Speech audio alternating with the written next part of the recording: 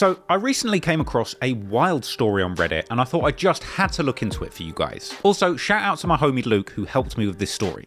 But anyway, back in August 2022, this story was circulating with a post claiming that a Texas teenager was charged for killing his Opps mother, who had allegedly visited her dead son's graveyard for his birthday, along with videos on TikTok claiming that there was a connection between the killer of the son and the mother. This mom was visiting her son's grave. Her son's name is Amir, and she was visiting his grave on his 22nd birthday, and out of nowhere, the 17-year-old pictured below, Christian Lamar Weston, he opened fire, and she was with someone at the cemetery visiting her son's grave. She got shot, and so did another person. The other person survived. Unfortunately, Yolanda Nagoya ended up passing away.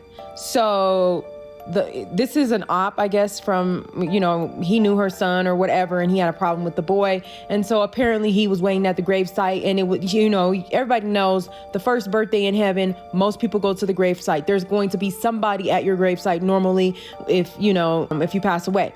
So he knew that, and he went there and he lit them up. And it's just honestly disgusting that someone would do this, to a mom.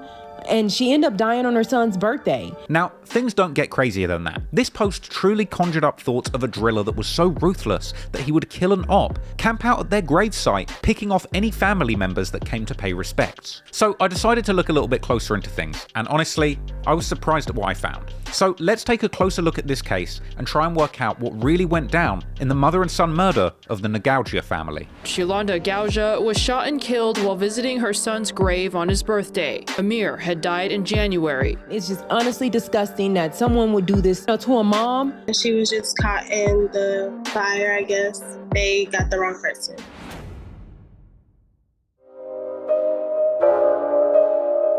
Today's story takes place in Killeen, Texas, near the Fort Hood military base about 70 miles north of Austin, where a military family lived and unfortunately suffered a tragedy like no other. The first person to tragically lose their life in this story was a young man by the name of Amir Tajai Kine Nagauja. Born on March the 22nd in the year 2000, would sadly lose his life on New Year's Day 2022. Now strangely, there seems to be absolutely nothing online regarding how he passed away. I looked everywhere and I couldn't find anything.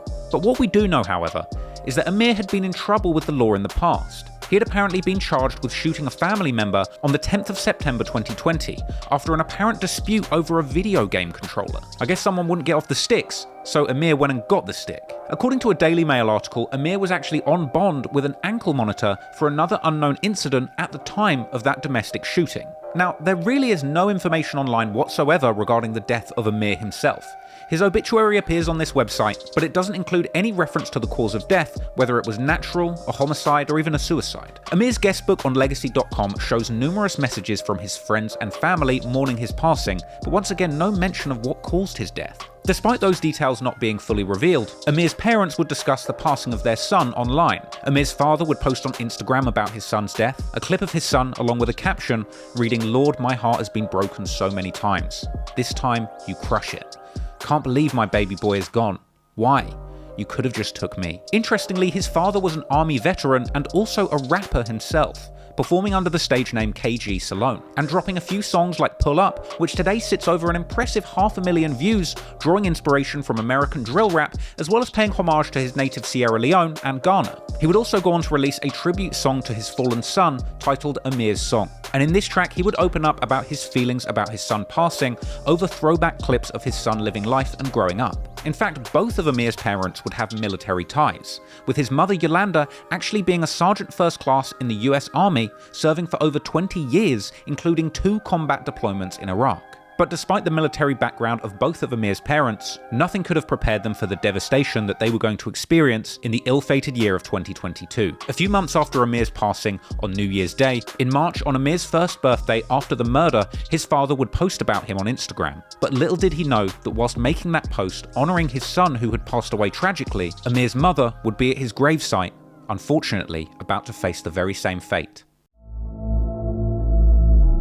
On March the 22nd, 2022, Amir's mother Yolanda visited his gravesite on what would have been his 23rd birthday, at the Calvary Baptist Church Garden of Memories Cemetery. Gunshots would ring out in the cemetery, and the police would arrive around 5 p.m, finding 2 people suffering gunshot wounds. Unfortunately, around 2 hours later, Yolanda would be pronounced dead, whilst the other individual who was shot would survive. In the aftermath of Yolanda's passing, her relatives would speak out, with her 2 other children telling the media that they were actually on FaceTime with their mother at the time of the graveyard shooting. In March, Yolanda Gauja was shot and killed while visiting her son's grave on his birthday. Amir had died in January. He would have been 22. Yolanda's children, Sierra and Karan, were on FaceTime with her. My sister-in-law was running, and we asked her what was going on, and she said that they were shooting and she was hiding. I kind of just felt like it was like somebody was playing a joke, and like it wasn't funny. The police would actually reveal that the young man who was shot and survived would end up being arrested along with the shooter, and Yolanda's family would go on to confirm that the shooting itself was not a targeted incident. A second victim was also shot and survived. 17-year-old Christian Weston and 20-year-old Demario Moore were arrested in the case. It wasn't targeted, actually. It was to somebody else, and she was just caught in the fire, I guess. They got the wrong person. Yolanda's ex, Amir's father, would go on to release a series of statements on Instagram reacting to the latest shocking loss, saying in his initial post, "I have no words because I can't believe this is real. This is the stuff you see on movies, but it has become our life. I can't believe you're gone, Yolanda Gauja. How are you going to kill her on her son's birthday at his gravesite? We just lost Amir on New Year's Day, plus our kids were on FaceTime watching their mum get gunned down. God, help. Please." He would follow that up with another post saying, "Yolanda Gauja, we always said whoever will go first will hold the other one down. Well, don't worry, I'm going to hold us down. Karan Jones Gauja and Sierra Simone already know that I will give them my last breath. Rest well, Queen. Those bullets took a gem from us, but gave us an amazing angel to guide us, so you know we ain't going nowhere but up, because you know how hard you rode for your family. Thank you for making our life complete. We're going to miss you, soldier. We love you.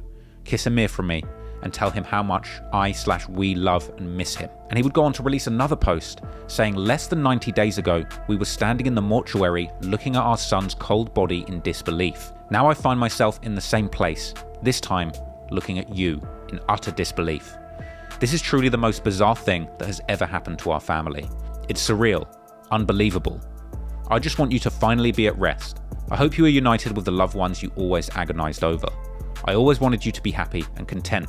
If this earth didn't give you that opportunity, I pray God granted these wishes in heaven. Thank you again for the gifts that are our children. I hope you and Amir are forever inseparable. We truly love and miss you. Rest well. R.I.P. Yolanda." The Killeen police would later identify 17-year-old Christian Lamar Weston as the shooter, charging him with murder and holding him without bond, as well as an added charge of unlicensed carrying of a weapon. And despite being only age 17, Texas law allows 17-year-olds to be tried as adults, with the intention to try him as an adult confirmed by Oxygen.com, who revealed that the shooter would be turning 18 in September 2022. And to make matters worse, keep in mind that capital murder is the only crime that you can get the death penalty for in Texas, with this being a strict and serious category of murder charges, which may include the hiring of one person to kill another, the murder of an on-duty police officer, the murder of a child less than 6 years of age, or a murder that takes place while another felony crime is being committed, with the last one potentially being relevant here if we're to believe that Weston killed Yolanda during an attempt to kill another young man in a shootout. Ironically, the target of that shooting being the second arrest in relation to Yolanda's murder, a man by the name of Demario Jabbar Moore. The 20-year-old was charged with the same charges as Christian Lamar Weston, but in Moore's case, he was offered a bond set at $1 million, and after a later arraignment, Weston would see a $605,000 bond offered too, with it being unclear at this point whether either of these individuals have made bail. And once the news became public, Amir's father, KG Salone, would publicly wish the death penalty on Christian and Demario. Right now, we're still awaiting news on the trial of these 2 young men accused of the slaying, and when that case plays out, we might finally know the truth as to whether we should believe the speculation on social media that this was the targeted killing of Amir's mother by somebody that might have had a feud with him or possibly played a role in his death, or simply the case of an innocent bystander caught in the tragic crossfire of 2 lost young men having a careless gunfight. But what is clear at this point is that there simply seems to be no end to America's senseless gun violence, which continues to claim innocent lives by the thousands without discrimination. I hope you found today's video interesting, and once again, rest in peace to everyone in this story who lost their lives.